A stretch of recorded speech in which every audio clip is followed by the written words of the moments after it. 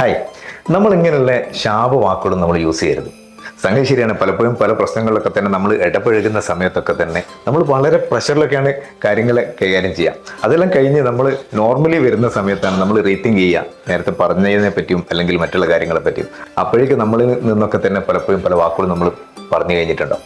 അപ്പോൾ പലപ്പോഴും നമ്മളൊരു പ്രശ്നത്തിൽ ഇടപെടുന്ന സമയത്ത് വിവേകത്തോടു കൂടി കാര്യങ്ങളെ സമീപിക്കുക, വികാരത്തോടു കൂടി സമീപിക്കാതിരിക്കുക. അപ്പോൾ നമ്മൾ കാര്യത്തിലേക്ക് വരാം.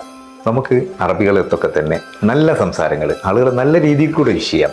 നമുക്ക് അറബികളെത്ത് ഒരു പക്ഷേ നമുക്ക് പറയാം അള്ളാഹ് ആത്തിക്കുൽ ആഫിയ, ദൈവം നിങ്ങൾക്ക് ആരോഗ്യം തരട്ടെ എന്ന് പറയാം. അല്ലെങ്കിൽ അള്ളാഹു തോയിൽ അമ്രക്ക് പറയാം, നിങ്ങൾക്ക് ദീർഘായുസ് തരട്ടെ എന്ന് പറയാം.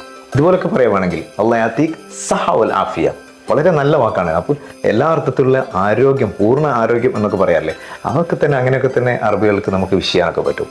അപ്പോൾ എല്ലാവരും നല്ല സംസാരങ്ങൾ, നല്ല രീതികളൊക്കെ തന്നെ നമ്മൾ ആളുകളെടുത്ത് സംസാരിക്കുക. എല്ലാവർക്കും അസ്സലാമു അലൈക്കും.